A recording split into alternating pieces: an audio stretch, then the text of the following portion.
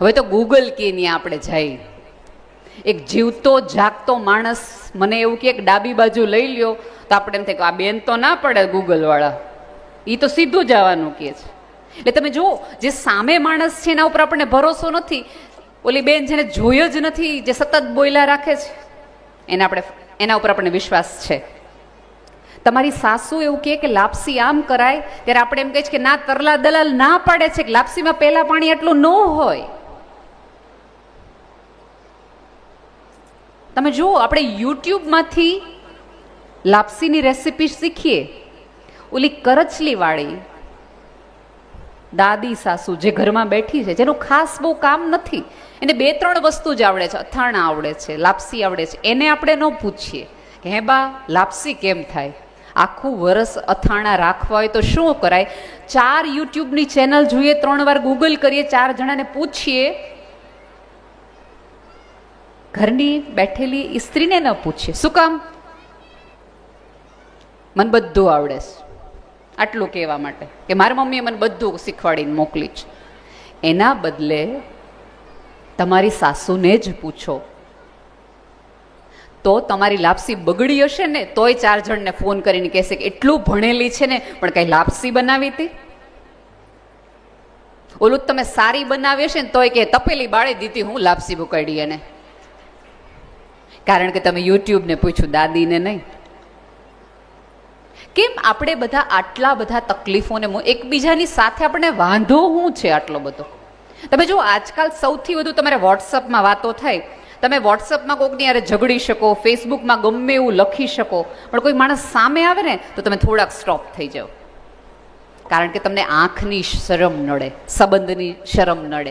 અત્યારે તમને ભેગા છે ને એટલા માટે રાખ્યા છે કે તમને આવતા દિવસોમાં થોડી આંખની શરમ નડે અને તમને ખબર પડે કે મારે આ ભાષામાં આ રીતે આ વ્યક્તિ સાથે વાત ન કરાય, કારણ કે આ પરિવારના સભ્યો છે.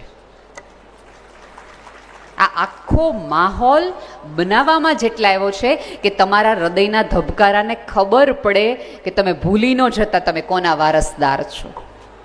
તમને સતત યાદ રહેવું જોઈએ કે હું આ કુટુંબની, કે હું આ ઓલાની. અને દીકરીઓને સૌથી વધુ સન્માન એટલા માટે અહીંયા આપવામાં આવે છે કે તમે બીજા ઘરે જાઓ ત્યારે ઘરને તો ઉજળું કરી દેખાડો, પણ તમે જ્યાંના છો ને એને વધુ. તમે જો, હજી અમારે ત્યાં તો દીકરીનું માગવું આવે ને તો છોકરાનું મોસાળ અમે ન પૂછીએ, પણ દીકરીનું મોસાળ અમે 3 વાર પૂછીએ કે મોસાળ ક્યાં, મામા શું કરે છે, એ ક્યાંના છે. શું કામ? કારણ કે ખબર પડે કે કઈ જગ્યાના છે, કક્ષા કેટલી નીચે ઉતરી શકે. આનાથી વધુ તો આ માણસ ન જ જાય. તમારા તમામ સંતાનોને તમે ઇંગ્લિશ મીડિયમમાં ભણાવો, એબ્રોડ મોકલો, વિદેશ મોકલો, વિશ્વની સારામાં સારી ટેકનોલોજી તરફ મળાવો, પણ એને એના સુરાપુરાની, ગોરધન દાદાની, પિતૃદેવતાની ખબર પડવી જોઈએ કે આ દિવસે આટલા ચોખા કરવા પડશે. આટલી એને ખબર હોવી જોઈએ. અને એક વસ્તુ યાદ રાખજો, જે લોકોએ પોતાના સંતાનોને આ રૂટમાંથી કાપી નાખ્યા છે ને એનો ખબર પડે. હવે અહીંયા રહે ને, યુએસએ જ હોય એટલે એને ખબર ન હોય ને કે અહીંયા શું ચાલતું હોય. શરૂઆતના 1-2 વર્ષ આવી સ્ટાઇલ મારવી ગમે, પછી 3-4 વર્ષે જ્યારે તમારો દીકરો તમારી એ ખબર પૂછવા ન આવે ને ત્યારે સ્ટાઇલની બધી જવા નીકળી જાય. પછી ખાલી ડોલર આવે અને સ્ક્રીન ઉપર ચહેરો દેખાય થોડીક વાર, અને એમાંય 4 વખત આપણું ઇન્ટરનેટ આપણને ગોળ ગોળ ગોળ ગોળ ગોળ ગોળ ગોળ ગોળ ફેરવે. ત્યારે આપણને ખબર પડે કે આની સાથે જોડાયેલા રાખ્યા હોત ને તો મારી સાથે જોડાયેલા રહેત. વૃક્ષ હોય ને એને ગમે એટલું તમારે મોટું કરવું હોય ને, એની પૂર્વ શરત એ છે કે એના મૂળિયા ઊંડા જવા જોઈએ, તો વૃક્ષ ઊંચું જાય. ઊંચું જવાની એક જ શરત, જેટલા ઊંચા જાઓ એટલા તમારે ઊંડે જવું પડશે. રૂટ. અને જે વૃક્ષે પોતાની જમીન સાથે નાતો તોડી દીધો, એ જમીન ફળ આપવાનું બંધ કરી દેશે. આજે નહીં તો કાલે, કાલે નહીં તો પરમદી સુકાઈ જ જવાનું છે. બીજું કે અત્યારે તમે બધા ભેગા થયા છો દર 10 વર્ષે કે 5 વર્ષે તમે જે ભેગા થતા હો. સમય ક્યારેય કોઈનો એક સરખો ન હોય.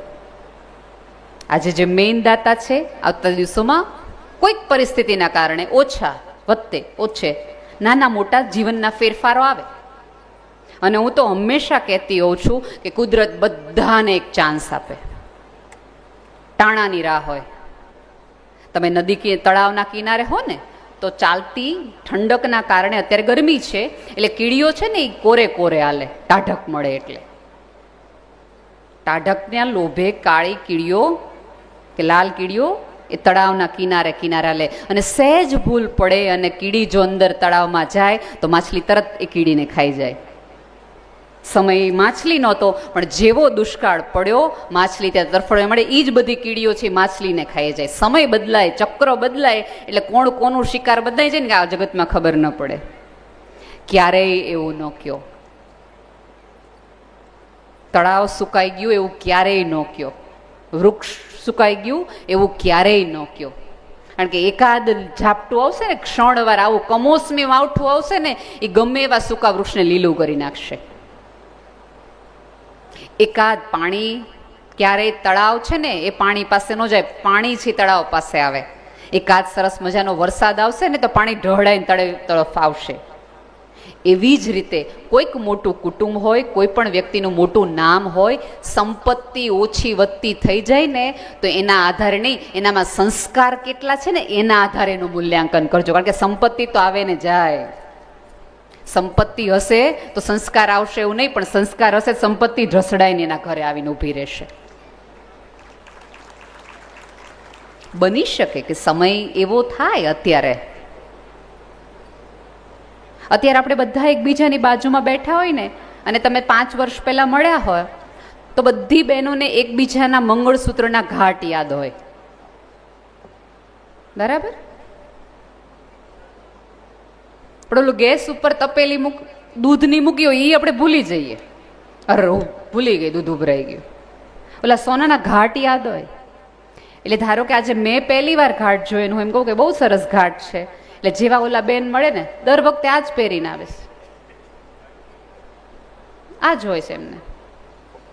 આવું કહીને આપણે શું કહેવું હોય છે કે એમની પાસે આટલી જ સગવડ છે, ઘાટ બદલી શકે નહીં. એણે તો સોનાના ન બદલ્યા, તું તારા જાતના ઘાટ તો બદલ બેન, સ્વભાવના તો બદલ. અહીંયા તમે બધી બેન દીકરીઓ ભેગી થાવ છો તો એકબીજાની આંખો થોડીક જોવાની રાખો. તું પહેલા કરતા જાડી થઈ ગઈ છો ને હવે તું કાળી થઈ ગઈ છો એવું કહેવાનું નહીં. હવે તું પહેલા કરતા વધુ ચૂપ કેમ રહે છો એ પૂછો. તને કઈ બીજી તકલીફ તો નથી ને? તારી આંખો છે ને તારા જીભને સાથ નથી આપતી, એમાં કઈ વાંધો નથી ને? જો શરીર લાંબુ ટૂંકું પોતળું થશે તો જીમમાં જઈ આવશે, પણ સ્વભાવ એમાં કોઈ જીમ આવતું નથી. એમાં તમારે ખુદ જ કરવી પડે માથાકૂટ, એની કોઈ દવા ન આવે. એવું તો છે ને કે સારા સ્વભાવ છે કે ગૂગલ ઉપરથી કે એમેઝોનમાં મળે તો 900 ગ્રામ મગાવી લઈએ આપણે બધાય. થોડીક કરુણા લાવો, થોડોક પ્રેમ લાવો, થોડીક લાગણી લાવો, થોડીક ભીનાશ લાવો, થોડીક માનવતા લાવો. દિવાળીઓ કાઢ્યું છે મારે બધાએ ભેગા થઈને. એવું તો કંઈ છે નહીં, એ તો તમારી અંદર જ હોય. સાહેબ, સ્વભાવ એવો રાખો કે લોકો તમને પૂછવા માટે મજબૂર થઈ જાય. તમે ચૂપ રહ્યો ને તો સામેવાળી વ્યક્તિ કે તું કાંઈક તો કે. અને હું સાવ સાચું કહું છું, આ ભાઈઓ છે ને એને તમારા ન બોલવાથી સૌથી વધુ તકલીફ પડે. હું માનો કે ન માનો, ભલે એવું કહેતા હોય બધા, પણ સ્ત્રીનું સૌથી મોટું હથિયાર છે ને એ એનું મૌન છે, એનો મુગટ છે, જે સ્ત્રીને પહેરવો નથી.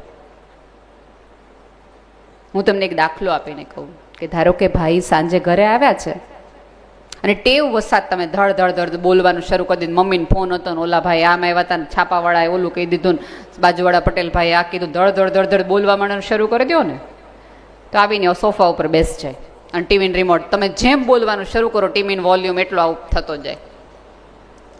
એટલે આપણે ધડ દઈને રસોડામાં જતા રહી. મારું તો કંઈ સાંભળતા જ નથી. બીજા દિવસની હું કહું છું એ રીતની તમે વાત કરો. ભાઈ આવે, બેગ લે, નીચે મૂકે. આવો એવું સ્માઇલથી કયો, તરત રસોડામાં વયા જાઓ, પાણી દેવો, ચાની ટેવ હોય તો ચા આપી દો, બોલો નહીં. તે છોકરાને પૂછે તાર મમ્મીને કઈ થયું? છોકરા એમ કે અમને નથી ખબર. એટલે છોકરા આમથી આમ જશે ને એટલે એ જે હોલમાં ટીવીનો વોલ્યુમ વધારતો હતો ને એ માણસ રસોડામાં આવીને એમ કે કઈ થયું તને? તબિયત ન થાય કે તાર જાવું જ? રસોઈ ન બનાવી તો આપણે ઝોમેટો કરી લઈએ. એટલે તું બોલ, તને શું થયું છે? ચૂપ રહ્યા ને તો પૂછ્યું. એ તમને પૂછે એટલી સ્પેસ પણ એને આપો, એટલો અવકાશ પણ એને આપો. અને ભાઈઓને પણ મારી નમ્ર વિનંતી છે, હું આવું આમથી આમ થોડુંક તમારે જાવું ને કે તમે માનો છો ને એટલા મૂર્ખ તો અમે નથી જ. બરાબર? હું આવીને એટલે મને તૈયાર થતા થોડી વાર લાગે, એટલે મેં ત્યારે તરત બેનને કીધું, મેં કીધું દરેક ભાઈઓને એમની પત્ની બહુ જ સુંદર દેખાવડી મજાની રૂપાળી જ હોતી હોય, અને તો એવું ઈચ્છતા હોય 5 મિનિટમાં પાછ તૈયાર થઈ જવી હોય જોઈએ. બે ભેગું જ ન થાય. કા ઓલી ઈચ્છા છોડી દો ને કા ઘડિયાળ બાજુ મૂકી દો, બે નહીં થાય. કારણ કે અહીંયા બેઠેલી તમામ સ્ત્રીઓ તૈયાર કોની માટે થાય? પતિ માટે. ભલે અત્યારે આપણે સેલ્ફી પાડતા હોય, ગમે ત્યાં મૂકતા હોય, પણ એક જ વ્યક્તિ પાસેથી અપેક્ષા હોય તનું ગમે કે નહીં. અને 2-2.5 કલાક અમે તમારી માટે તૈયાર થઈએ, તમને રાજી કરવા માટે, અને જેવા આવીને ઉભા રહે હવે હાલો ને એમ કેટલી વાર હોય, પણ આ 2-2.5 કલાક અમે કર્યા જ તમારી માટે છે. અને એવા ક્યાં ગામના સ્થળો ફરી જવાના છે મારા વાલા, થોડાક મોડા પડ્યા તો. મેં કીધું એમ કે તમે માનો છો એટલા અમે મૂર્ખ છીએ જ નહીં, અને તમે વારા ઘડી અમને એવું કીધા કરો. અહીંયા બેઠેલા તમામ ભાઈઓ એકાદ એવું વાક્ય બોલ્યા છે, મેં તો અનેક વાર આ વસ્તુ કીધી છે. અને અહીંયા બેઠેલી વૃદ્ધથી લઈને જુવાન સ્ત્રી સુધી આ વાક્ય સાંભળ્યું છે, ગુસ્સામાં ને ગુસ્સામાં, કે તે તો મારી જિંદગી બગાડી નાખી, તે તો મારો દી બગાડી નાખ્યો, તે તો મારું આ બગાડી નાખ્યું. બોલ્યા હશે ગુસ્સાના કોઈક એવી ક્ષણની અંદર આ વાક્ય બોલાઈ ગયું છે, બેનો આ સાંભળ્યું હશે. એ તમામ ભાઈઓને 2 હાથ જોડીને વિનંતી છે કે તમારા ઘરના 25 કિલો ચોખા 1.5 કિલો એરડિયામાં અમે 5 વર્ષ હચવી રાખતા હોય, તમારા ચોખા ન બગડવા દેતા હોય, ભલામણ તમારી જિંદગી અમે બગડવા દઈએ એમ તમે વાત કરો? અમે કોઈ તમારા ઘરની રકેબી તૂટવા નથી દીધી, તમે શું દિલ તોડવાની વાતો કરતા હતા? હે? એ રકેબીનો સેટ તૂટે ત્યારે અમારાથી રાડ એટલા માટે નખાઈ જાય છે કારણ કે અમને ખબર છે કે આ લાવો પલાનો સેટ 600 રૂપિયાનો લેવા માટે તમારે કેટલા પરસેવા પાડવા પડ્યા છે, કેટલા તડકા વેઠવા પડ્યા છે, ત્યારે આવે છે. એટલા માટે ચીસ નીકળે છે. તમને શું લાગે છે અમને આ શાકવાળારે રગજો કરવાની કઈ મજા આવે છે? પણ અમને ખબર છે કે કમાઈ નથી શકતા ને તો બચાવીને કમાણી કરીએ, એને તમે કમાણીનો ભાગ જ ગણો. આપણે ત્યાં તકલીફ એ છે કે દરેક વર્કિંગ વુમેન માટે મને કોઈ, હું પણ વર્કિંગ વુમેન છું, પણ એનો અર્થ એ નથી કે તમારા ઘરમાં રહેતી હાઉસવાઈફ નકામી છે અથવા કમાતી નથી. એ માત્ર હિસાબ નથી કરતી એટલો જ એનો વાંધો છે. એને પણ એટલા સન્માનથી આપો. આપણે ત્યાં આપણા ઓફિસમાં કામ કરતી છોકરીઓ આપણને બુદ્ધિશાળી લાગે, મેમ આપણને થાય કે અમારા મેમ બેન છે, કઈ બેન છે પણ કઈ આમ ધડ ધડ અંગ્રેજી બોલે, આમ સહી કરી નાખે, આમ ચેક ફાડે. આવું બધું તમે વખાણ કરીને ઘરની સ્ત્રીને કીધારા કે મારી બોસ તો આમ છે, મારી બોસ તો આમ છે, બોસ તો આમ છે. એટલે જાણે અજાણે અમારા મનમાં અહીંયા બેઠેલી સ્ત્રીને એમ થાય કે અમારામાં કાંઈ નથી, અમારામાં તકલીફ છે, અમને આવડતું નથી, અમને આવડતું નથી. પણ આ વાક્ય બોલ્યા પછી તમે એ કહો કે આ એ સ્ત્રી છે કે જેણે હજી સુધી એના 20 વર્ષમાં એને એક પણ વાર એના અથાણા નથી બગડ્યા. મારા મમ્મીની આટલા વર્ષો એને સેવા કરી છે, મારી નણંદના, મારી બહેનના મામેરા આણે પૂર્યા છે. એમાં કેમ તમને એટલા વખાણ? જેટલું વખાણ તમે બહારની સ્ત્રીઓના કરી શકો છો એટલે પત્નીઓના કરવામાં શું તકલીફ પડી જાય છે? જો સ્વર્ગમાં તમે બહુ સારા કામો કરશો ને તો તમને અપ્સરા મળવાની છે, અમને ખબર છે. પણ અત્યારે બાજુમાં છે એને થોડું ઘણું અપ્સરા તરીકે જોવાનું તો ટેવ પાડો, તો તમે ત્યાં જઈને બિહેવ કરી શકશો ને કે અપ્સરારે વાત કેમ કરાય. થોડી નેટ પ્રેક્ટિસ કરી લ્યો અહીંયા. કારણ કે સ્વર્ગમાં તો તમને શું મળવાની અપ્સરાઓને? તો અહીંયા જે મળ્યું છે ને થોડું જોવાનું શરૂ કરો. એ ત્યાં ઇન્દ્રને કહેશે કે આ ભાઈ વાત કરતા નથી આવડતું. અને અપ્સરાની થોડી ઘણી ચોઈસ હોય ન હોય?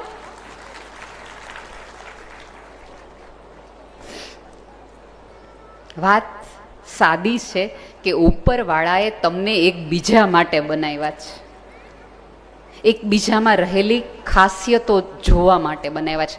સી 10 જગ્યાએ તમે અધૂરા છો અને 10 જગ્યાએ અમે અધૂરા છીએ. આપણા બેયની અધૂરો ભેગી થઈને જ આ જગતને પૂર્ણ બનાવી શકે છે.